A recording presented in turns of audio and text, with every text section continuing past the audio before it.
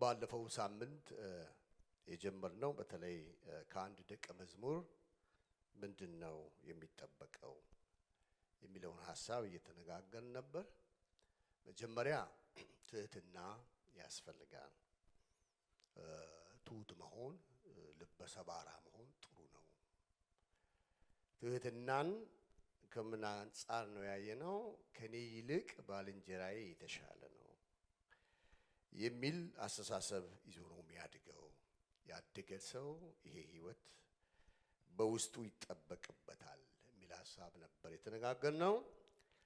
ደቀ መዛሙርቱ በነበሩበት ዘመን ላይ የሚያሳዩት እግዚአብሔራዊ ያልሆነ ወይም ደግሞ እግዚአብሔር ልጅ ኢየሱስ የማይቀበለው አንዳንድ ነገር በህይወታቸው ይታይ ነበር። ከሚታየው ነገር አንዱ በመንግስትህ ማን ነው ትልቅ የሚል ሐሳብ ነበራቸው። በእግዚአብሔር ቤት ውስጥ ስንመላለስ ትልቅነት የሚባል የለም፣ ትልቁ አንድ ነው፣ እርሱም ክርስቶስ ነው የሚል ሐሳብ ይዘን ነው ለመነጋገር የሞከርነው። እግዚአብሔር አምላክ ረድቶናል። ይሄንን ልባችንን እግዚአብሔር በሰጠን ነገር ከኔ ይልቅ ባልንጀራዬ የሚለውን ነገር እንዳተኩሩበት ያረጋቸው ምን ይሆን በሚል ሐሳብ በተለይ በጴጥሮስ ሕይወት ከጌታ ጋር የነበረው መቆራኘት፣ ከጌታ ጋር የነበረው የልብ መሰጠት፣ ጌታም የተለየ እይታ በዚህ ሰው ላይ እንደነበረው መጽሐፉ ይነግረናል። ምክንያቱም ወደ ተራራ በሄደ ጊዜ አብሮ ከሄዱ ሰዎች ግንባር ቀደም መካከል እሱ ጴጥሮስ ነው። ዕዳም በነበረበት ጊዜ ታክስ መክፈል ስለነበረበት ከአሳይቱ ውስጥ አውጥቶ እንዲከፍል የተደረገለት አንዱም የሱ ዕዳ ነው። በውሃ ውስጥም እንዲራመድ ከዚህ የተነሳ በደቀ መዛሙርቱ ሕይወት ላይ ትንሽ ፌበር የሚያደርግለት የመሰላቸው ይመስላል። መጽሐፍ ቅዱስ ሲናገር ዮሴፍ ወንድሞቹ ጠሉት ይላል። ለምንድን ነው የጠሉት ስታዩት? ትንሽ አባትየው የተለየ እይታ ነበር። ካለባበሱ ጀምሮ የማይመቻቸው ብዙ ነገር ስለነበረ ያንን ለማስቀረት ብዙ ሞክረዋል፣ ግን አልሆነም። ጌታ የፈለገው ነገር ስለነበረ መጨረሻ ላይ የእነሱ ሰብሳቢ እግዚአብሔር እንዴት እንዳደረገው መጽሐፍ ቅዱሳችን በብዙ ነው የሚመክረን። ስለዚህ በጌታ ቤት ውስጥ ስንመላለስ የሁሉ ታላቅ መሆን የሚወድ ሰው ካለ የሁሉ ምን ይሁን ነው ያለው? ታናሽ ይሁን ነው ያለው። በዛ ጊዜ ውስጥ ጌታ ኢየሱስ ክርስቶስ ጥያቄያቸውን ትንፋሽ እስኪያጥራቸው ድረስ የሚጠይቁት ነገር በመንግስት ማን ነው አንደኛ የሚል ነገር ነበር። እርሱ ደግሞ በመንግስቴ ውስጥ አንደኛ የሚሆነው እንደዚህ ሕፃን በገርነትና በየዋህነት ሲሞላ ነው ብሎ አንድ ትንሽ ልጅ አምጥቶ መካከላቸው ላይ አቆመ። ስለዚህ በእግዚአብሔር ቤቱ ስንሆን ስንመላለስ እንደ ባለትዳር እንደ ጓደኛ እግዚአብሔርን አብሮ እንደሚያገለግል እንደ እግዚአብሔር ሰው ሁሉ ጊዜ ልናደርገው ልናተኩርበት የሚገባው ነገር ቢኖር ራስን ዝቅ ማድረግ ነው ብለን ነው የተነጋገርነው። ትህትና አንድ ነገር እያለው ትሁት የሚባለው ሰውዬ እያለው እያወቀ ያ ትልቁን ነገር ደግሞ እግዚአብሔር የሰጠውን ነገር ምንም እንደሌለ አድርጎ የሚቆጥር ጸጋ ከበዛለት ያ ሰው በእርግጥ ትሁት ሰው ነው።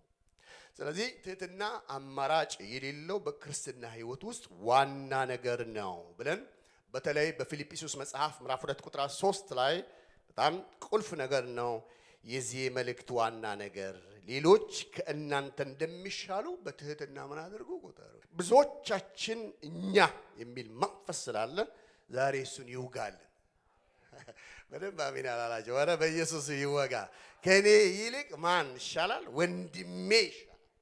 በጸጋ ሊሆን ይችላል፣ በአስተምህሮታችን ሊሆን ይችላል። ስለዚህ የተሻለ ነው የሚል አስተሳሰብ ያስፈልጋል ለማለት ነው የተነጋገርነው። እና በዚህ ውስጥ አራት ቁም ነገሮች ነው ያየነው። በጣም እነዚህ በጣም ቁልፍ ነገሮች ናቸው። መቼስ አንድ ደቀ መዝሙር ይሄ ከገባው በጌታ ቤቱ ስለመኖር በጣም ቀላል ነው። አብሮ ለማገልገል እጅግ በጣም ቀላል እንደሆነ ልነግራችሁ ፈልጋለሁ። ስለዚህ አንድ ትሁት ክርስቲያን የሚያሳየው ባህሪ ያለው ከባህሪዎቹ አንዱ መጀመሪያ ሌሎችን የሚያስብ ነው። ከኔ ይልቅ ሌሎችን የሚል ነው እንጂ እኔ ላይ የሚል በራሱ ላይ የሚያነጣጥር ሰው ሊሆን አይገባም። አንዱ የመጀመሪያው ከእንዲህ አይነት የእግዚአብሔር ሰዎች የምንጠብቀው እሱ ነው እና እግዚአብሔርን ደግሞ የሚያገለግል ነው። ዝቅ የሚል መንፈስ ያለው ጌታ ኢየሱስ አምላክ ሆኖ ሳለ ሁሉን ቻይ ሆኖ ሳለ የማበሻን ጨርቅ ይዞ ምን አደረገ ይላል? በደቀ መዛሙርቱ ፊት ተንበረከከ እና በጣም ዘገነናቸው አይደል? ብዙዎቹ በጣም በተለይ ጴጥሮስ መቀበል አልፈለገም። ናት ስነ ስርዓት አድርጋለሁ። ይህን ዛሬ የምታየው ነገር ነገ በህይወት ውስጥ ተለማመደ። ይህንን አድርግ። ይህን እንድታደርጉ ምሳሌ ልሆናችሁ ነው በዚህ ያለው ዝቅ ያለ መንፈስ እግዚአብሔር ይስጥ፣ የአገልጋይነትን መንፈስ። ስለዚህ ከአንድ ደቀ መዝሙር እግዚአብሔር የሚጠብቀው እሱ ነው ብለናል። በሶስተኛ ደረጃ ያየነው መስዋዕትነት ነው። ይህን ብትሉት ደስ ይለኛል። እስቲ መስዋዕትነት በሉ። አንድ ደቀ መዝሙር መስዋዕት ለመሆን ራሱን ማዘጋጀት አለበት። ለመስዋዕት ለመታረድ ማለት ሳይሆን ጊዜን ለመስጠት። እነሱ አድርገውት አልፈዋል አይደል? አንዳንዶች በመጋዝ ተሰነጠቁ ይላል። አንዳንዶች በሰይፍ ስለተገደሉ ይላል። አንዳንዶች ቆዳቸው እንደ በግ ተገፈፉ። ሁሉም ግን ጌታን አክብረዋል። በደቀ መዛሙርት ህይወት ውስጥ ታማኝነትን እግዚአብሔርን የሰራዊትን አምላክ እግዚአብሔር በዚህ ልክ አክብረው እንዳለፉት እናያለን። ስለዚህ እውነተኛ ደቀ መዝሙር ከሆንን ማለት ነው እኔና እናንተ ለመስዋዕትነት ሬዲ መሆን መቻል አለበት። ቢያንስ በቀን አንዴ ለመጸለይ ፍቃደኛ መሆን አለበት የእግዚአብሔር ሰው። በቀን ቢያንስ አንድ ጊዜ የእግዚአብሔርን ቃል ለማንበብ ሬዲ መሆን መቻል አለበት። ደቀ መዝሙር ሊያደርጋቸው የሚገባቸው በጣም ጥሩ ነገሮች አሉ። ከነሱ መካከል አንዱ ለመስዋዕትነት፣ እግዚአብሔር ቤት ለመምጣት፣ አብሮ ለማምለክ፣ ባልንጀራን ለማየት፣ እርስ በርስ ለመታየት፣ ጸጋ ለመከፋፈል፣ በዚህ መንገድ መስዋዕት ለመሆን ፍቃደኞች መሆን አለ። ስለዚህ አንድ ደቀ መዛሙርት የመጀመሪያው ኤሌመንተሪ ትምህርቱ እሱ ነው። በታማኝነት እግዚአብሔርን እያከበረ መኖር ነው ያለበት። እነዚህ በጣም በእውነት ግዙፍ ቃሎች ናቸው። እያንዳንዳቸውን ብንተነትናቸው ብዙ ልንማርበት እንደምንችል አስባለሁ። የመጨረሻው ከዚህ ከባለፈው ሳምንት ከተማርነው ነገር አንዱ አንድ ደቀ መዝሙር እግዚአብሔርን ያደገ ደቀ መዝሙር እግዚአብሔርን የማክበር ህይወት፣ ጌታን ከፍ የሚያደርግ ህይወት በህይወቱ ሊበዛ ያስፈልጋል። ራሱን ሳይሆን የተገለጠውን ጌታ የዓለምን መድኃኒት እርሱን ሊያከብር ይገባል። ለዚህ ነው መጽሐፍ ቅዱስ እኔ ላንስ አንተ ልትልቅ ይገባል። እግዚአብሔር የተባረከ። ስለዚህ በእኛ ቤት ውስጥ አንደኛ መሆን ካለበት አንደኛ መሆን ያለበት ማን ነው? እርሱ ክርስቶስ ኢየሱስ ነው ብለን በዚህ መንገድ ነው ለመነጋገር የሞከር ነው። ስለዚህ ዛሬም ቻሌንጅ ላረጋችሁ ነው የምፈልገው። በመካከላችን ጌታ አለ። ይህን የማነበው ቃል እኔንም ነው የሚፈትነኝ እና ብዙዎቻችሁ የሚያገለግሉ ወንድሞች ምናልባት በዚህ አንጻር እግዚአብሔር በልባቸው ላይ የሞላውን ነገር እንዲሁ ፈንጠቅ ያረጉልናል። ከእውቀት ከፍለን እናውቃለን። ሁሉን የሚያውቅ እግዚአብሔር ብቻ ነው። ስለዚህ ዛሬ ደግሞ እግዚአብሔር ይባርክልን እና ዛሬ ደግሞ ለማለት የምፈልገው አንዱ ትልቁ ነገር ከአንድ ደቀ መዝሙር የሚጠበቀው ሌላው በሁለተኛ ደረጃ ታማኝነትን ነው። ታማኝነት በጣም ወሳኝ ነገር ነው። ብዙዎቻችንን ነው የሚፈትነን እና ከዚህ ከማቴዎስ ወንጌል ምናልባት አንዱ ከመካከልህ ቢበድልህ አይደል ያለው ጌታ፣ ቢበድልህ ምናልባት ልብህ ቢያዝን ልብህ ያዘንክበትንና የተበሳጨህበትን ሰው ሂድና ፊት ለፊቱ ላይ አግኘው ነው የሚለው እና ካገኘው በኋላ ደግሞ በቀና ልቦና ያደረገህን እውነት ንገረው። ምናልባት እንዳይደነግጥ ልቡም ምናልባት ንገረው። ፊት ለፊት መናገር የኛ ባህል አይደለም። ፊት ለፊት ከመናገር ይልቅ ወደ ኋላ መናገር ይበጀናል። ታውቂያለሽ ብለን የምናነሳው ስለ ወንድሞቻችን ድካም እንጂ የወንድሞቻችንን ድካም ፊት ለፊት መናገር በጣም ከባድ ነገር። እግዚአብሔር ቃሉን ይባርክልን። አሜን በሉ። አግዲል እግዚአብሔር ልቦናችንን ይክፈትልን። እግዚአብሔር አምላክ ቃሉን የምንሰማበት ልቦና ከፊት ይልቅ ያብዛል። ስለዚህ በዚህ ቃል ላይ ዳዊት አንድ ጊዜ ምን አለ? አቤቱ ጌታ ያለና ከተሰወረ ኃጢአት አንጻኛል። ለካ የሚሰወር ኃጢአት አለ ማለት የሚከለል። እኔ ብዙ ጊዜ የዳዊትን ህይወት ሳጠና በአዲስ ኪዳን ውስጥ የኖረ አይነት ሰው ይመስለኝ። በብሉይ ኪዳን ዘመን ሆኖ አዲስ ኪዳንን በጣም አድርጎ የተለማመደ ሰው። ስለዚህ በእግዚአብሔር ቤቱ ስንመላለስ የሚሰወርብን ነገር ይኖራል። ዛሬ ጌታ ስለ ምህረት ሲናገረን ነበር። ደግሞ የእግዚአብሔርን ታማኝነት እግዚአብሔር ሲናገረን ነው። እግዚአብሔር ታማኝ ነው። ታማኝ ስለሆነ ነው ለአገልግሎቱ እኔና እናንተ ሾሞን በፊቱ ያለ ነው። ስለዚህ ከታማኝ ሰዎች ከታማኙ ጌታ ደግሞ ታማኝ ሎሌዎችን ይፈልጋል። ታማኝ አገልጋዮችን ይፈልጋል። ታማኝ የሆኑ ደቀ መዛሙርትን እግዚአብሔር ይፈልጋል። ዛሬ ችግሮቻችን ወዳጆች ሆይ የእግዚአብሔርን ቃል መስማት አይደለም። በጣም ቻሌንጅ የሆነብን ነገር ወዳጆች ሆይ እውነተኛ ደቀ መዝሙር ሆኖ በጌታ ቤት ውስጥ መመላለስ። እንደው በጣም ልቤን የሚነካው በጣም ወደውን አንድ ቃል ከብሉይ ኪዳን ባነብላችሁ ዛሬ በጣም ደስ ይለኛል። ስለ ታማኝነት ተመልሼ እመጣለሁ ወደዚህ ወደ አዲስ ኪዳኑ ቃል። ይህ ቃል በመጽሐፈ ነገሥት ቀዳማዊ ላይ ምዕራፍ 20 ላይ ታገኛላችሁ። ብዙ ጊዜ አዲስ ኪዳን ላይ አተኩራለሁ እግዚአብሔርን ቃል ሳካፍል። ነገር ግን የተጻፈው ለትምህርታችን የተጻፈው እና ይሄ ሰው ናቡቴን ይባላል እና ደሃ ሰው ነው፣ ደግሞም ገበሬ ነው። ይገርማችኋል። በግብርና ዓለም ውስጥ የሚተዳደር ሰው ግን የእግዚአብሔርን ሕግ የሚያውቅ ሰው፣ በሕጉ መንገድ ላይ የሚሄድ ሰው እንደሆነ ታያላችሁ። እና መጽሐፉን ምን ይላል? ለኢዝራኤላዊው ለናቡቴን በሰማርያ ንጉሥ በአካብ ቤት አጠገብ በቤቱ አቅራቢያ ነውና የአትክልት ቦታ አድርገው ዘንድ የወይን ቦታህን ስጠኝ፣ ስለ እርሱም ከእርሱ የተሻለ የወይን ቦታ እሰጥሃለሁ፣ ወይም ብትወድ ግምቱን ገንዘብ እሰጥሃለሁ ብሎ ተናገረው። ናቡቴንም አክዓብን የአባቶቼን ርስት እሰጥህ ዘንድ እግዚአብሔር ያርቅልኛል። እስራኤላዊው ናቡቴን የአባቶቼን ርስት አልሰጥህም ብሎ ስለተናገረው አክዓብ ተቆጥቶና ተናዶ ወደ ቤቱ ገባ።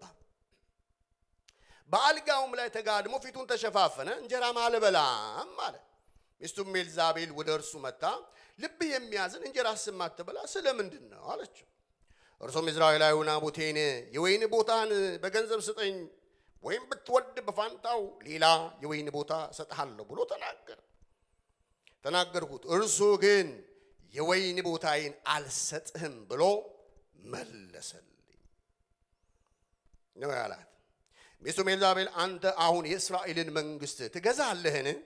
ተነሳ፣ እንጀራም ብላ፣ ልብህም ደስ ይበላት፣ የእዝራኤላዊን የናቡቴንን የወይን ቦታ እሰጥሃለሁ አለች። ይገርመኛል፣ የዚህ ሰውዬ ድፍረቱም ይገርመኛል። ናቡቴን ብዙ የተማረም ሰው አልነበረም። መጽሐፉ እንደሚነግረን ብዙ የራሱ የሆነ ነገር ያለው ግን የጌታ ቃል የገባው ሰው ነው። የእግዚአብሔር እውነት የገባው ሰው ነው። በእስራኤል ሕግና ስርዓት መሰረት መሬት መሸጥ የተከለከለ ነው። መሬት ለትውልድ ነው የሚተላለፈው። ስለዚህ ይሄ ሰው የሚኖረው በቤተ መንግስት አካባቢ ነው።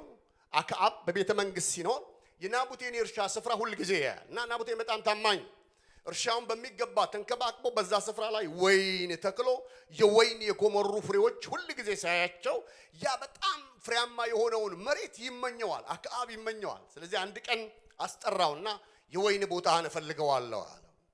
የወይን ቦታህን ምሰጥህ ብትፈልግ በፋንታው ሌላ የተሻለ አድርጌ እሰጥሃለሁ፣ ባትወድ ደግሞ በገንዘብ ሽጥልኝ፣ ይሄ መደራደራይ ነው አለ። ናቡቴን እግዚአብሔር አምላክ ረድቶት ስለነበረ የአባቶቼን ርስት ሰጥ ዘንድ እግዚአብሔር ከኔ ምን ያደርገዋል? ያደርገዋል። በእስራኤል ውስጥ ወግ ያልሆነውን ነገር፣ ታሪክ ያልሆነውን ነገር በኔ ዘመንና በኔ ተራ ይሄን አላረግም፣ በፍጹም አታስበዋል። አክዓብ ተቆጣ ይላል። እንዴት የንጉስን ቃል አትሰማም? ምን ማለትህ ነው? ንጉስ ምን ሊያደርግ እንደምትችል አታውቅም? አይ ከንጉስ በላይ ማን አለ? ሌላ ንጉስ አለ፣ እርሱም የሰማይና የምድር አምላክ ልዑል እግዚአብሔር። አረ ክብር ለጌታ ይሁን። ስለዚህ በእርሻዬ ላይ ታመናለሁ፣ በእግዚአብሔር ቃል ላይ እቆማለሁ። አዎ በጣም ብዙ ችግሮች ሊገጥሙኝ እንደሚችሉ አስባለሁ። ብሞትም እንኳን ለመሞት የተዘጋጀው ነኝ። የጨከነ ልብ ነበረው ይሄ ሰው፣ የቆረጠ ማንነት ነበረው። ዛሬ ምን አይነት ቻሌንጅ በህይወታችሁ እንዳለ አላውቅም። ጌታን ስናገለግል ብዙ ቻሌንጆች በፊታችን እንደሚኖሩ አስባለሁ። እንደ እግዚአብሔር ሰው በትዳራችን ቢሆን፣ በአገልግሎታችን ዙሪያ ላይ ቢሆን፣ በተለያየ አይነት መንገድ በስራ ገበታችን ላይ ቢሆን ብዙ ቻሌንጆች ልክ እንደዚህ እንደ እግዚአብሔር ሰው እንደ ናቡቴን የሚገጥሙን በጣም ብዙ ቻሌንጆች ሊኖሩ እንደሚችሉ አስባለሁ። ይሄ ግን የእግዚአብሔር ሰው እርሻዬ ላይ እቆማለሁ፣ እግዚአብሔርን አከብረዋለሁ ብሎ ባለበት ጊዜ ተቆጣ ይላል። በጣም ተበሳጨ፣ ቤቱ ገባ። ስለዚህ ቤቱ ባለበት ስፍራ ላይ ኤልዛቤል ሁሉ በእጇ ነው፣ ሁሉ በደጇ ነው። ማንም የምትፈራው በምድር ላይ የላት። ከዚህ የተነሳ ለምንድን ነው የምታዝነው አለች። አንተ አሁን የእስራኤልን መንግስት ትገዛለህ ወይ ትመራለህ ወይ? እንዴት በጥፊ ብለው አልወሰድክም? ሰውየው ጥፊውን አልፈራም። ምን እንደሚገጥመው ያውቃል። ግን ለእግዚአብሔር ቃል የጨከነ ልብ ነበረው እና መሬቱን ወሰደበት። እሷ ስትወስድበት በጣም ዘዴኛ ሰው ነች። ምናምንቴ ሽማግሌዎችን መረጠች ይላል። በማ ላይ እንዲናገሩ በዚህ በናቡቴ ላይ እንዲናገሩበት ተመረጡና በእነዛ ሰዎች መካከል የሐሰት ምስክር ይዛ ቆመች። እግዚአብሔርንና ንጉሱን ሰድቧል ብለው የሚመሰክሩ ሰዎች፣ ያላዩትን አየው የሚሉ እግዚአብሔር ያድናቸው። አሜን በሉ እንጂ ያላዩትን። ዛሬም እኮ ብዙ ሰዎች አሉ ያላዩትን ታየኝ የሚሉ ለእግዚአብሔር የሚዋሹ ያልተፈወሰ ተፈውሷል የሚሉ እግዚአብሔር ያድነን ከእንደዚህ አይነት ሰዎች ወዳጆች። የቆረጠ ማንነት እግዚአብሔር በህይወታችን ውስጥ የቆረጠ ማንነት በቸርች ውስጥ እግዚአብሔር ይፈልጋል። እንደዚህ የጨከነ ልብ። ስለዚህ ናቡቴን የእርሻው ስፍራ ላይ እንደቆመ በታማኝነት ያን ሰው በሐሰት በፍርድ ቤት ውስጥ አምጥተው የሞት ፍርድ አስፈረዱበት። እግዚአብሔር መጣና ቴብሳዊን ኤልያስ ተነሳና ሂድ አለ። ገዝግዛው አለ። ለንጉሱ መልእክት አለ አለ። ገለህ እንደወረስከው ያንተን ደም ውሾች ይልሱታል። እግዚአብሔር ለታማኞች የጨከነ ልብ አለ። ታምናችሁ ስትቆሙ እግዚአብሔር የታመነ ቤት ይሰራል። አረ ክብር ለጌታ። ለእግዚአብሔር ስትሉ አንደኛ እግዚአብሔር ስትሉ እሱ መጀመሪያ ነው ስትሉ እግዚአብሔር በዘመናት መካከል እርሱ ራሱ መጀመሪያ ሊያረጋችሁ ይችላል። ክብር ለጌታ። ገሎ ሊወርስ በተነሳበት ቦታ ላይ አገኘው። ጠላቴ ሆይ ያገኘኸኝ ነው ያለው። ያ ሰው የተናገረው ልቤን ይነካዋል። አዎ ህሊናን፣ እግዚአብሔር የሰጠህን ማንነት፣ እግዚአብሔር የሰጠን ያንን ውበት፣ እግዚአብሔር የሰጠን ያንን መታመን ጥለሃል። ህሊናህንም እግዚአብሔር ለማይከብርበት አሳልፈ ሰጥተሃል። አግኝቻለሁ። ስለዚህ አንተም የዚህን የምስኪኑን ደም ውሾች እንደላሱት ያንተንም ደም ውሾች ይልሱታል። ከሰውየው ጋር የእግዚአብሔር ግርማ ነበረ ወዳጆቹ። እግዚአብሔር ሁሉ ጊዜ ከታማኞች ጋር ይቆማል። የተናገረው ንግግር የንጉሱን ጅማት ፈታው። ንጉሱ ማቅ እስኪለብስ ድረስ በሐዘን እስኪመታ ድረስ በጣም በብዙ ሐዘን እንዳለፈ መጽሐፉ ይነግረናል። ነገር ግን ወዳጆች ወይ ከዚህ ብላቴና ጋር እግዚአብሔር ቆመ። በሱ ምክንያት ነገስታትን አስነሳ። እግዚአብሔር ፊት ለፊት እግዚአብሔር አምላክ ያዕቆብንና ቤተሰቡን ሁሉ እግዚአብሔር ራሱ መዋጋት ጀመረ። ኤልዛቤልንም እግዚአብሔር ራሱ ተዋጋ። ማን ይነካታል? ማንስ ይነቀንቃታል? የተባለች ያቺ ግዙፍ በእግዚአብሔር ቤት ውስጥ ሴሰኝነት እንዲስፋፋ ያደረገች፣ እግዚአብሔር እንዳይፈራ እንዳይከበር፣ እግዚአብሔር አምላክ እንዳይሞገስ ያደረገችውን ያችን ሴት የሚፈጠፍጡ ነቢያቶችን እግዚአብሔር አስነስቶ ከወጣችበት ሰረገላ ላይ አውርደው ፈጥፍጠው ጣሏት። ዛሬም ወዳጆች ሆይ እንደ ኢዩ የእግዚአብሔር ጸጋ የሞላባችሁ እግዚአብሔር ሰዎች እንዳያገለግሉ መንገድ ለዘጉ ሰዎች መንገድ የሚሆኑ ኃያላንን እግዚአብሔር በመካከላችን ያስነሳል። አሜን በሉ ወዳጆች። ለእግዚአብሔር ስንታመን የቆረጠ ልብ ሲኖረን እግዚአብሔርን አንደኛ ስንለው እግዚአብሔር በእኔና በእናንተ ህይወት ውስጥ አልፎ የሚሰራቸው ብዙ ድንቃ ድንቅ ነገሮች ይኖራሉ ወዳጆች። ዛሬ የቱን ያህል የጨከነ ልብ እንዳለን አላውቅም። ከኔም ጭምር ጌታ ኢየሱስ ክርስቶስ ህይወታችንን ቻሌንጅ ማድረግ ይፈልጋል። ለእግዚአብሔር መታመን። የተወደዳችሁ አባቴ ብሩካን እግዚአብሔር ይህን ይፈልጋል። ታማኝ መሆን። በእኔ ዲክሽነሪ ታማኝነት ማለት ለእግዚአብሔር ጨክኖ መኖር ማለት። ለማን? ለእግዚአብሔር። ታማኝነት ሁልጊዜ የሚለካው ለብቻ ነው። ብቻችንን ስንሆን ከእግዚአብሔር ጋር ስንሆን ለእግዚአብሔር የቱን ያህል ታማኝ ነን። ዮሴፍም እንዲህ ነው ያለው አይደል? ይሄን የመሰለ እግዚአብሔር የማይከብርበትን ነገር በፍጹም አላረገውም። በጣም ወዳጆች ሆይ ሰረገላ አልነበረም የገጠመው፣ ወይም ደግሞ ያማረ ነገር አልነበረም። በሞት ህይወት ውስጥ ህይወቱ ተፈተነ። እግሮቹ በእግር ብረት ደከሙ ይላል። ለ17 ዓመት ያህል ወዳጆች ሆይ እግዚአብሔር የተናገረው ቦታ ላይ እስኪደርስ ድረስ በብዙ ዋጋ መክፈል ውስጥ አልፏል። ዛሬ ዋጋ እያስከፈለን ያለ ነገር ምን እንደሆነ አላውቅ፣ ግን የጠየቀን አንድ ነገር አለ። እግዚአብሔር ታማኝ እንድንሆን። አሜን ወዳጆች። ለዚህ ነው ስለ ሙሴ ሲናገር ባሪያዬ ሙሴ ይልና በቤቴ ሁሉ የታመነ። በእግዚአብሔር ቤት ውስጥ ታምነን እንድንኖር እግዚአብሔር ይፈልጋል። የቱን ያህል ታማኝ ናችሁ? የቱን ያህል እግዚአብሔር ለሰጣችሁ ነገር ቆራጦች ናችሁ? የቆረጠ ልብ እግዚአብሔር ይፈልጋል። ልክ እንደ ናቡቴን ወዳጆች፣ ይሄ ደሃ ሰው፣ ይሄ ገበሬ ሰው በህይወቱ በገባው ነገር ላይ የጨከነ ነገር ይዞ ቆመ። ዮሴፍም እግዚአብሔር ባለው ነገር እንደዚህ የቆረጠ ነገር እንደነበረው ነው የምናየው የእግዚአብሔርን ቃል ስናጠና። ስለ ዕንባቆም ሳስብ ሁሌ ደስ ይለኛል። ዕንባቆም ያየው ነገር በጣም የሚያስጨንቅ ነገር ነው። ፊት ለፊቱም የከበበው ነገር በጣም የሚያስፈራ ነገር፣ ቀላል ነገር አልነበረም። ነገር ግን ወዳጆቼ ሆይ በእግዚአብሔር ቤት ውስጥ በፍርሃት ሳለ ስፍራውን ለመልቀቅ በተሰናዳበት ጊዜ እግዚአብሔር ፊት ለፊት አገኘ። ዛሬ ከእግዚአብሔር ቤት ውስጥ ኮብለል እንድንጠፋ የሚያደርጉ ብዙ ነገሮች ፊታችን አሉ። ከእግዚአብሔር ይልቅ ወደ ሌላ ዞር እንድንል የሚያደርጉ ብዙ ቻሌንጆች እንዳሉ አስባለሁ። ታዲያስ ዕንባቆም አንድ ነገር ነው ያደረገው፣ ወደ እግዚአብሔርን ማሰብ ጀመረ። ለዚህ ነው ዳዊት ሲናገር እግዚአብሔርን አሰብኩት አለ። ክብር ለጌታ። በመከራችሁ ላይ፣ በችግራችሁ ላይ፣ ባለባችሁ ሰልፍ ዙሪያ ላይ ሁሉ እግዚአብሔርን ስታስቡት የደስታ ዘይት በላችሁ ላይ ይመጣል። እግዚአብሔርን አሰብኩት ምን አለኝ? ደስ የደስታ ዘይት እግዚአብሔርን ስታስበው ይመጣል። የደስታ ዘይት እግዚአብሔርን ስታሰላስለው እግዚአብሔር በላይ ላይ ያፈሳል። ክብር ለጌታ ይሁን። ስለዚህ ዕንባቆም ምንም እንኳን በለስ ባታፈራ፣ የወይራ ስራ ቢጎድል፣ እርሾችም መብልም ባይሰጡ፣ ከብቶች በጋጣ ውስጥ ባይገኙ፣ እኔ ግን በእግዚአብሔር ደስ ይለኛል። ክብር ለጌታ ይሁን። በማግኘትና በማጣት የሚወጣ ነገር የለም፣ የሚወርድ ነገር የለም። አንዳንድ ጊዜ የተጠራችሁበትን ጥሪ እንኳን ጥላችሁ እስክትወጡ ድረስ ብዙ ቻሌንጆች በሕይወታችሁ ሊገጥማችሁ እንደሚችል አስባለሁ። ከጌታ ጋር ስትቆራኙ ኢየሱስ አንደኛ ስትሉ በሕይወታችሁ ብዙ መስዋዕትነት አልፋችሁ ሊሆን እንደሚችል አስባለሁ። ነገር ግን በምታልፉባቸው የትኛውም ጎዳና ውስጥ ሚዛን መዝኖ የሚከፍል ዋጋን ቆጥሮ የሚሰጥ ጌታ ግን በዙፋኑ ላይ እንዳለ ሁል ጊዜ እንዳትረሱ። እግዚአብሔር ያያል። እግዚአብሔር የልብ አምላክ ነው። እግዚአብሔር ለሱ ብለን የከፈልናቸው የትኛውንም ዋጋ ፔኒ ቆጥሮ እግዚአብሔር አምላክ የሚሰጥ አምላክ እንደ እግዚአብሔር ያለ ማንም የለም።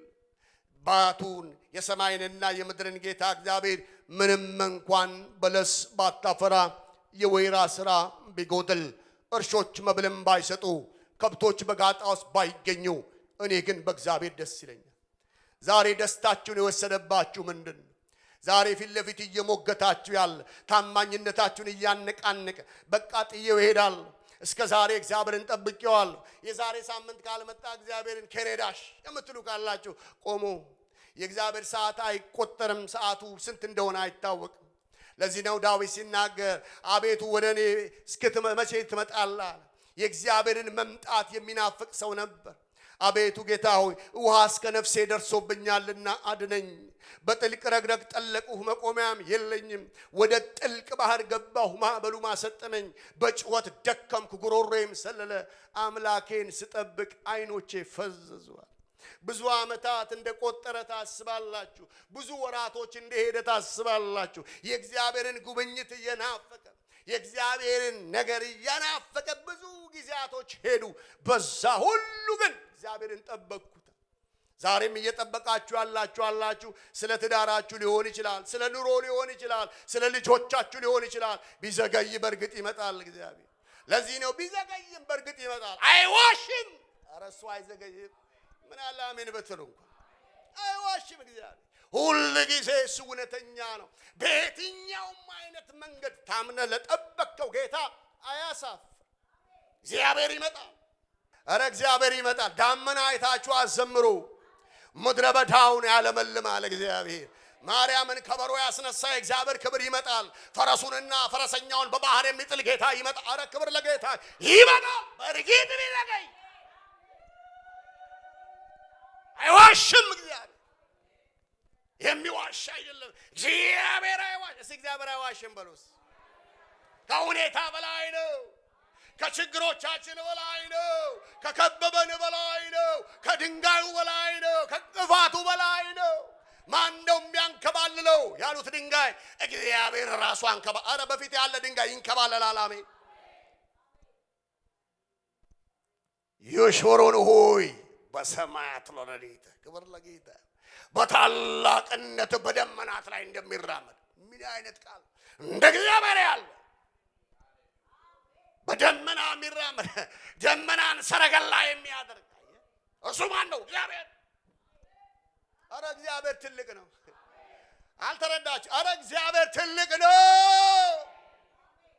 ትልቅ ነው። እንደሱ ያለ የለም።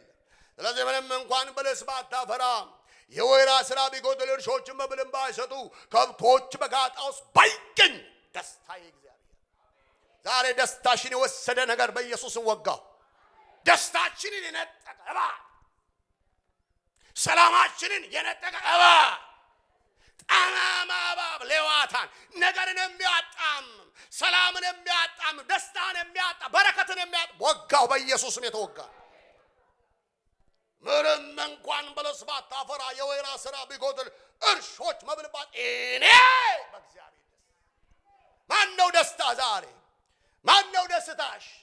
በማግኘትና በማጣት ውስጥ ከሆነ ከስረሃል፣ ከስረሻል። የኛ ደስታችን አንድ ነው፣ እሱም ኢየሱስ። አረ ክብር ለጌታ ይሁን። በእግዚአብሔር ደስ ይለኛል፣ በመድኃኒቴ አምላክ ሐሴት አደርጋለሁ። አረ ክብር ለጌታ። የሐሴቴ ምንጭ መድኃኒቴ ነው። የደስታዬ ምንጭ መድኃኒቴ ነው። የበረከቴ ምንጭ መድኃኒቴ ነው። ሌላ ደስታ የለኝም። ሌላ ደስታ የለኝም። አንተነህ ደስታዬ፣ አንተነህ ክብሬ፣ አንተነህ ሞገሴ። አረ ክብር ለጌታ ይሁን ለዘላለም እስከ ዘላለም። የአባቴ ብሩካን ዛሬ ነግራችኋለሁ። በነቢያት መንፈስ ነው ዛሬ ማወራ። አረ እግዚአብሔር ይመጣል። ሃሌሉያ። ለጌታ ታምናችሁ አትወድቁ። ጠብቀው። ቢዘገይ በእርግጥ ይመጣል። ምን አይነት ነገር ነው? ዛሬ ስበክ ነው ያለኝ። ሁሌ ማስተማር አያስፈልግም። ጠብቀው፣ ይመጣል። ለምን አይዋሽም? እስቲ እግዚአብሔር አይዋሽም በሉ። አይዋሽም። ሰው አይደለም። አይ በምድረ በዳ ጥሎ የሚሄድ አምላክ አይደለም። ይመጣል። የእግዚአብሔር ሰዓት ስንት ሰዓት ነው? አንድ ቀን እንደ 1000 ዓመት 1000 ዓመትም እንደ አንድ ቀን ነው ይላል። ሰዓቱን አናውቀው፣ ግን ይመጣል። ስፍራሽ ላይ እንዳጣሽ ይመጣል። በቦታሽ ላይ እንዳጣሽ ይመጣል። ይመጣል። ወደ ጸሎት ስፍራ ይመጣል። ወደ ጓዳ ይመጣል። ወደ ነገር ይመጣል። ወደ ቤተ ክርስቲያን ይመጣል። ለዚህ ነው ወደ እኔ መቼ ትመጣለህ አይደል? መቼ ትመጣለህ? ለኔ ያለህ ልብ ናፍቆትና ረራ የተከለከለ አብርሃም ባያውቀን እስራኤልም ባይገነዘቡን አንተ ግን ለዘላለም ታዳጋች ስምህ ለዘላለም ታዳጋችን ነው። መቼ ትመጣለህ? መቼ ትጎበኘኛለህ? መቼ ፊት ወደ እኔ ይበራል? ወደ ትዳሬ፣ ወደ ጤናዬ፣ ወደ ቤተ ክርስቲያኔ፣ ወደ አገልግሎት የምትሉ ካላችሁ ይመጣል እግዚአብሔር። ኧረ አይሰማኝም አሜን ብትሉ ምን አለ ዛሬ? ይመጣል። ኧረ ጩሁና አሜን በለኝ። ይወጋል። የሚወጋ ያደከመ ይወጋል። እግዚአብሔር ያለው ነው የሚሆነው። እግዚአብሔር የተናገረው ነው የሚሆነው። ለምን ፈራህ? ኧረ ጌታ አትፍራ። ለምን እኔ ጋሻ ነኝ፣ መከታ ነኝ። የፈራህበት ነገር እሱ አይወርስን። ጠብቀው፣ ይመጣል። እስኪ ይመጣል በሉስ። ቢዘገይም ይመጣል። ቀኑ ቢሄድም እግዚአብሔር ይመጣል። ሰዓቱ እያለፈ ቃል ይመጣል እግዚአብሔር። መቼ አናውቀውም። ቁም። አንተ ግን እስከ መጨረሻው ድረስ ቁም። በቀኑ መጨረሻ በዕጣ ክፍል ላይ ምን እንደሆነ ልትቆም እግዚአብሔር ሊያከብርህ ነገርን ሊሰራው እግዚአብሔር በደጅ ነው። እሰይ! ኧረ እሰይ! እሰይ! ክብር ለጌታ። እሰይ! እሰይ! ክብር ለስሙ ይሁን ለዘላለም። ኧረ ክብር ለስሙ ይሁን ለዘላለም። እግዚአብሔር ኃያል፣ እግዚአብሔር ብርቱ፣ እግዚአብሔር ዘላለማዊ። ሃሌሉያ! እግዚአብሔር አምላክ የተባረከ ነው። የእግዚአብሔር ሰው ኢዮብ አለ አይደል? ኢዮብ የተናገረው ልቤን ያሞቀዋል። የሚገርም ሰው እኮ ነው። ይሄ ሰው ብዙ ጠብቋል እግዚአብሔር። አጠገቡ ያለችው እንኳን እህት ሳታውቅ ደከመች። የምታውቀው ባሏ ማከኪያ ገላ እስኪያጣ ድረስ በብዙ ሰልፍ ውስጥ ሲያልፍባት ምን ያለ አንድ ቀን ሰድበው እግዚአብሔርን እንኳን ቢለይልህ። አንዳንዴ እግዚአብሔርን በሉት የሚላችሁ አለ አይደል? አንዳንድ ጊዜ ዘገየህ እኮ የምንላቸው ብዙ ነገሮች አሉ። ምን ይሆን ያንቺ የዘገየ ነገር? ያቺ ሴት በጣም ተስፋ ቆረጠች። ብዙዎቻችን ተስፋ እንደቆረጥ ነው። በብዙ ሐዘንና ጎዳናው ስትመላለስ ባሏን ስታየው የሚጠይቁት ትናንትም እየተንቀጠቀጡ የሚመጡ የሚጎበኙት ሰዎች አጠገቡ አልነበሩ። ሁሉ ነገር ተስፋ አስቆረጣት፣ ግራ ገባት፣ ጭንቅ አላት። በቃ አንድ ቀን እንኳን ምን አለ የሆድህ ቢወጣል አንተ እግዚአብሔር እንዲያርገኛል ብለህ የልብህን ብትናገረው አለች። ይሄ ሰው ያስተዋይ ብዙ አጥቶ ግን እግዚአብሔርን ነገር የእግዚአብሔርን ሰላም ማጣት የማይፈልግ ሰው ከእግዚአብሔር ዘንድ ክፉን ተቀበል መልካም ተቀበል እናውቃለን። ክፉንስ ልንቀበል አይገባም። ከሰነፎች እንደ አንዲቱ ተናገርሽ። ከሰነፎች እንደ አንዱ ተናገርሽ። ዛሬ ስንፍና ቃል በቤታችሁ ገብቷል ወይ? በትዳራችሁ ገብቷል ወይ? በአገልግሎታችሁ ስንፍና አለ ወይ? በስራችሁ ስንፍና አለ ወይ? አሜሪካንን የጠበቅኩት እንደዚህ ነበር ግን ሳየው ባዶ ነው ሁሉ ነገር። በጣም ያሳዝነኛል። ትቼ የመጣሁት አንዳንድ ሰዎች እንዲህ ይላሉ፣ ትናንት የተውኳቸው ነገሮች ብዙ ናቸው። እውነት ነው፣ ብዙ ሊሆን ይችላል። እግዚአብሔር ይመጣል። ወዚህ ወዳለበት እግዚአብሔር ይመጣል። መቼ አናውቀው፣ ይመጣል። ግን ሲመጣ ታሪክ ይቀየራል። ይመጣል። ይሄ እግዚአብሔር ሰው ዝም ብዬ እጠብቃለሁ አለ። ዝም ብዬ ነው የምጠብቀው። ስጋዬን ግን በጥርሴ ይዘው። አመፀኛ ነው ይሄ ስጋ፣ እምቢተኛ ነው፣ ትዕግስት የለሽ ነው። የእግዚአብሔርን ጊዜ ያዘገያል። ስጋዬን በጥርሴ ይዘዋለሁ። ቢገለኝም እንኳን እስቲ ቢገለኝም በሉ እጠብቀዋለሁ። ማንን? እግዚአብሔርን። አያሳፍርም። እጠብቀዋለሁ። ስለ ትዳሬ እጠብቀዋለሁ። ስለ ህይወቴ እጠብቀዋለሁ። ስለ ስራዬ እጠብቀዋለሁ። ስለ ልጆቼ እጠብቀዋለሁ። እግዚአብሔርን እግዚአብሔር እጠብቃለሁ። እንደ ድሮ ነው የምሰብከው ዛሬ። ክብር ለጌታ። ስበክ ነው የአባቴ ብሩክ። ስበክ ስብከት ነፃ ያወጣል፣ አእምሮን ይፈውሳል፣ ልቦናን ይፈውሳል። ብዙ እኮ ትልልቅ እግዚአብሔር የተቀባቸው ትልልቅ ሰባኪዎች በምድራችን ላይ በተለይ በምኖርበት በእንግሊዝ በግሬት ብሪቴን ብዙ የተነሱ የእግዚአብሔር ኃያላን ሰዎች ነበሩ።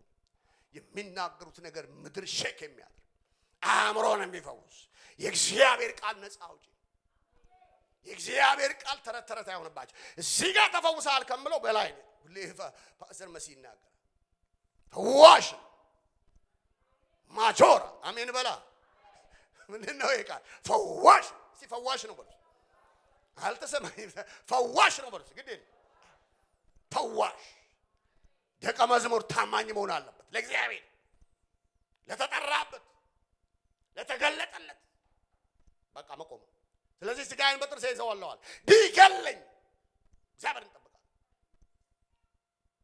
አንቺም ከተናወጥሽ ያንቺ ችግር ነው።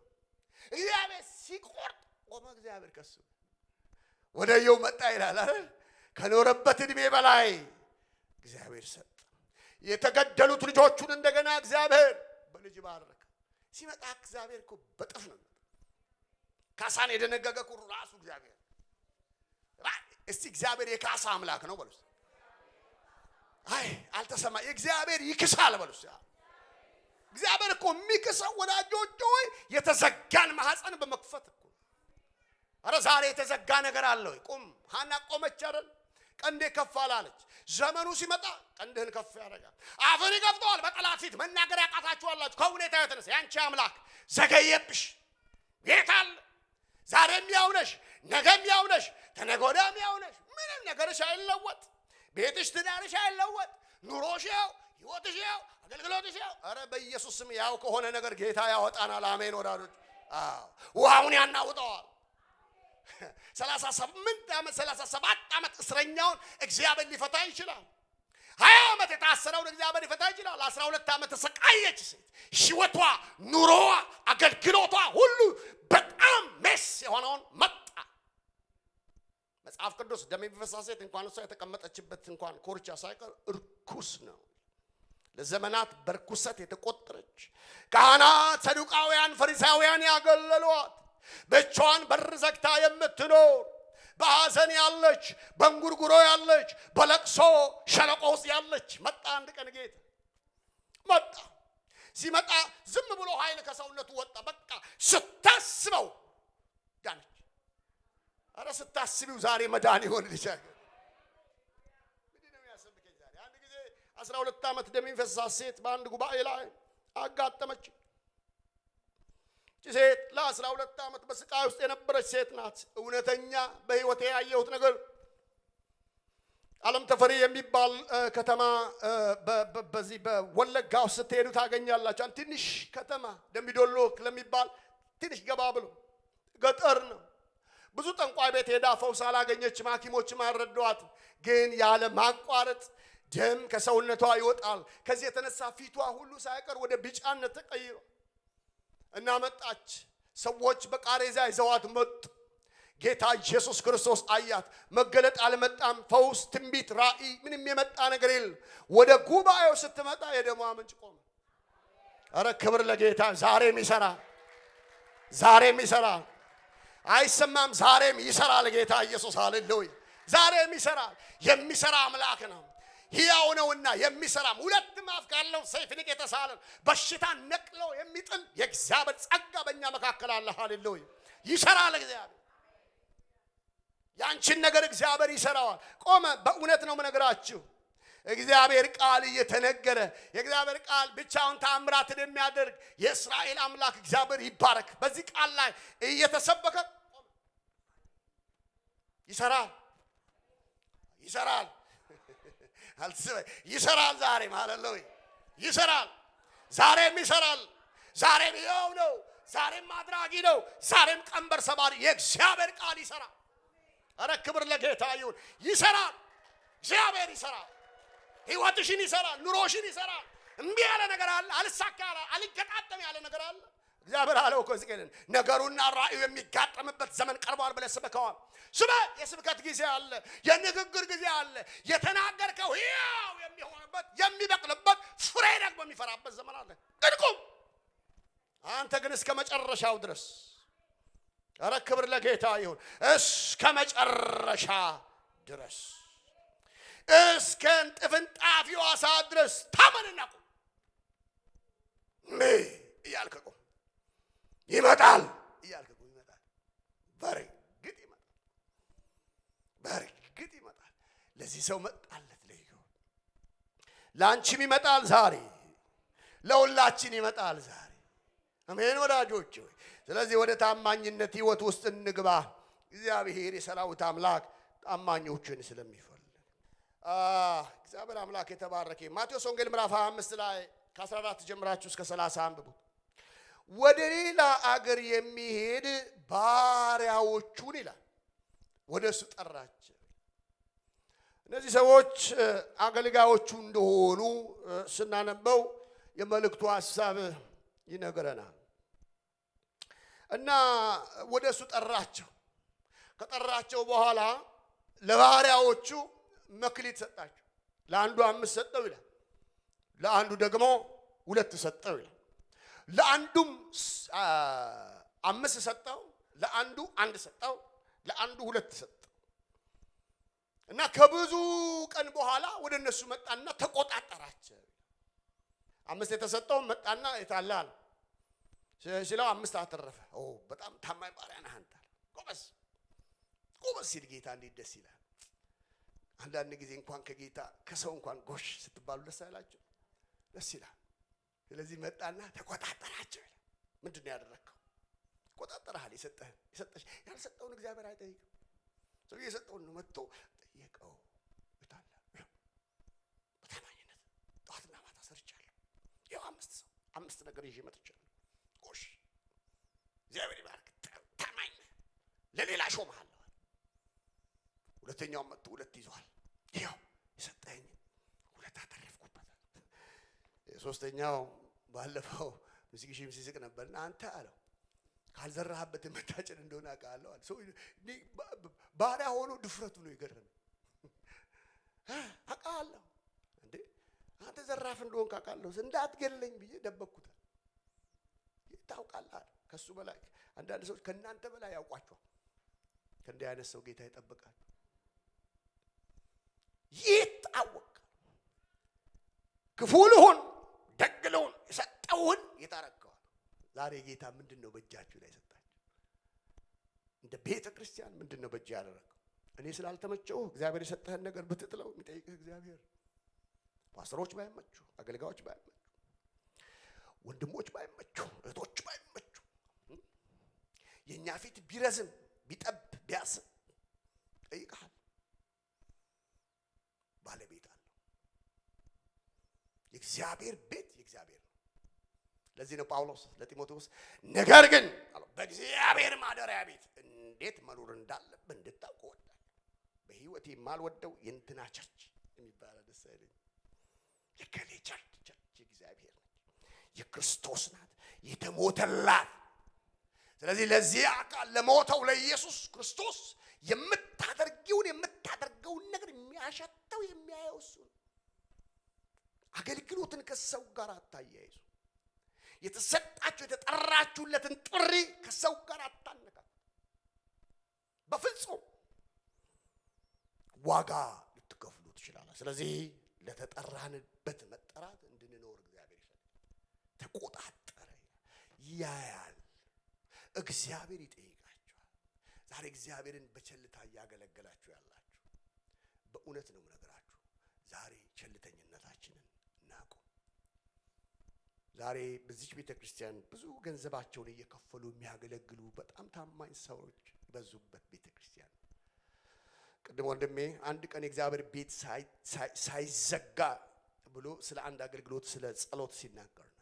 በጣም ብዙ ሚኒስትሪዎች አሉ። በዚህ የልጆች ሚኒስትሪ ብታዩ፣ የወጣት ሚኒስትሪ ብታዩ፣ መቼስ በጣም ዲያቆናት አገልግሎት በጣም ጥቂት ቁጥሮች ግን የተሰጡ እግዚአብሔር ከኛ በላይ ደግሞ ያልተሰጣችሁት ነገር ካለ ደግሞ ያያል።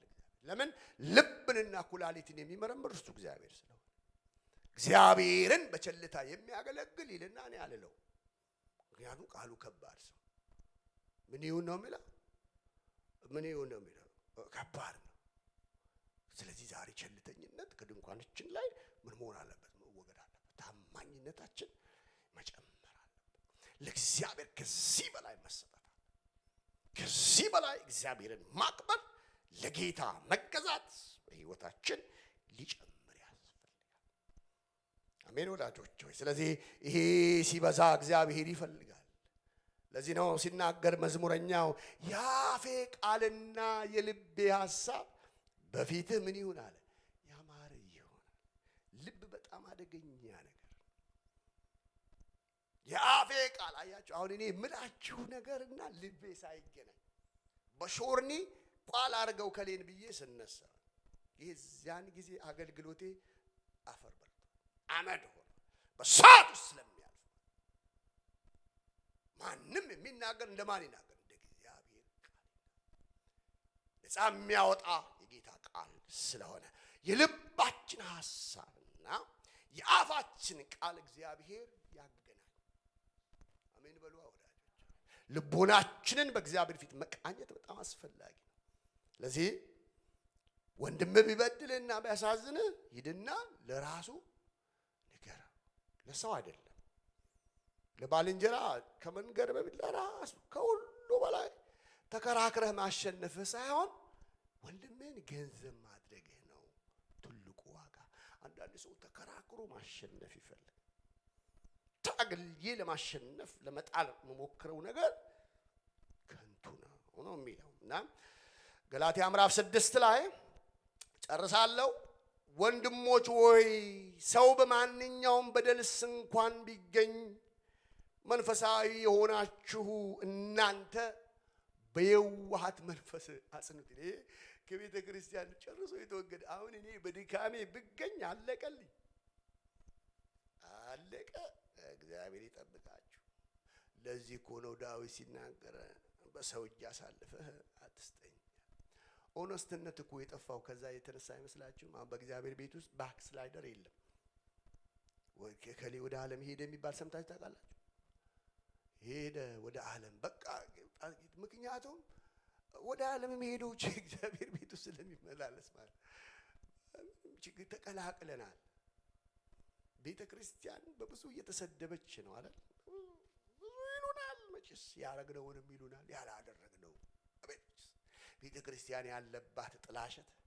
ይሄ ጥላሸት ቀቢ ዘንዶ ወጋሁት። የዘንዶ ምላስ የተሰጣቸው በጣም ቀላል እንዳይመስሏችሁ የዋሰዎችን ሊያጠፉ። እኔ አሁን እኮ እኔ በተለይ ሚዲያ ላይ እኛ አልወጣን ብለን እኮ እግዚአብሔር ቃል እያጣመሙ የሚሰብኩ ማት ናቸው። በእውነት ልንጸልይላቸው ያስፈልጋል። ሚዲያ ላይ ያገለገሉ ያሉ እግዚአብሔር ቃል በእውነት ነው የምነግራችሁ ባህር ነው።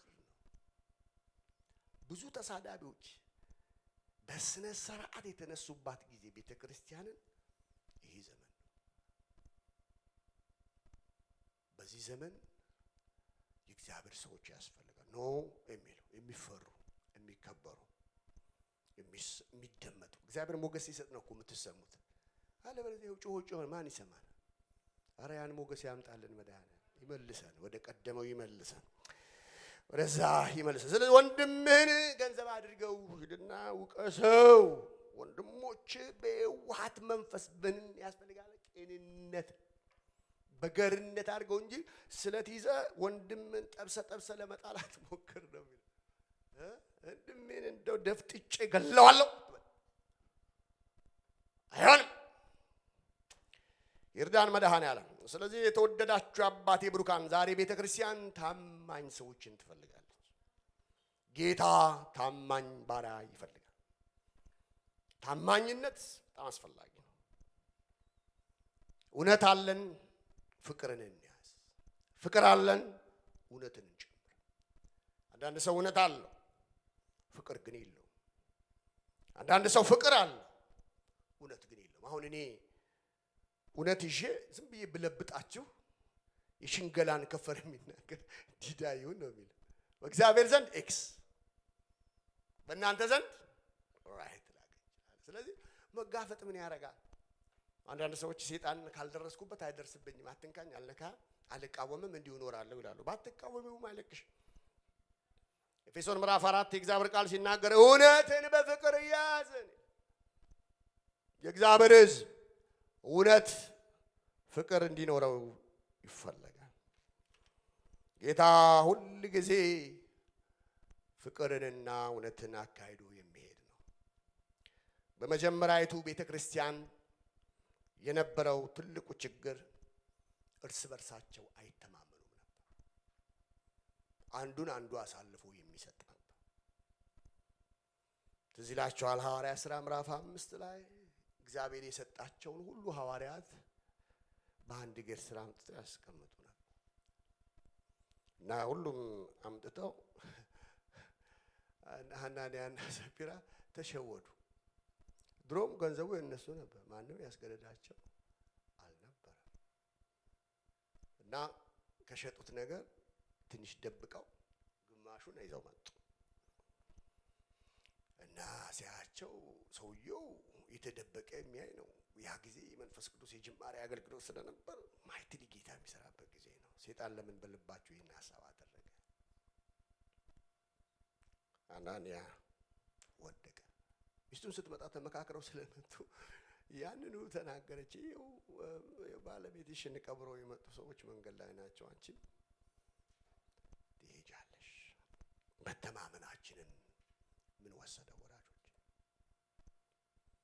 ቀደመችዋ ቤተክርስቲያን ትልቁ እግዚአብሔር ከሰጣት ነገር አንዷ ፍቅር እርስ በርስ መተማመን ወንድማማቾች እስከ መጨረሻ ድረስ የጸና ልብ ነበራቸው እና ቤተክርስቲያን እሱ ያስፈልጋል አንዱ ትልቁ ቻሌንጃችን እሱ ይመስለኛል እርስ በርስ ያለ መተማመን በጥርጣሬ መታየት ባልንጀራ ሊሆን ይችላል የትዳር ጓደኛ ሊሆን ይችላል ልጆቻችንን ሊሆን ይችላል በጥርጣሬ ፍቅር ሁሉን ያምናል ስለዚህ ዛሬ ከጥርጥር መንፈስ በኢየሱስ ስም ወጡ የሚያጠራጥረውን ደግሞ ወጋው ሌላው በሁለተኛ ደረጃ ቻሌንጅ ነበረባት ቤተክርስቲያን ሌሎችን ችላ ማለት ለአሳር ማለት በጣም እግዚአብሔር እንዲባርካችሁ ከፈለጋችሁ ባልንጀራችሁን ችላ አትበሉ እግዚአብሔር የእውነት አምላክ ነው ታማኝነት ለእግዚአብሔር ጨክነው መኖር እንታመን አገልጋዮች የበለጠ እንታመን ባለትዳሮች ለትዳራችን የበለጠ እንታመን አገልጋዮች እንደዚሁ ቅዱሳን የአባቴ ልጆች እግዚአብሔር ለሰጣችሁ ለስራችሁ ለአለቆች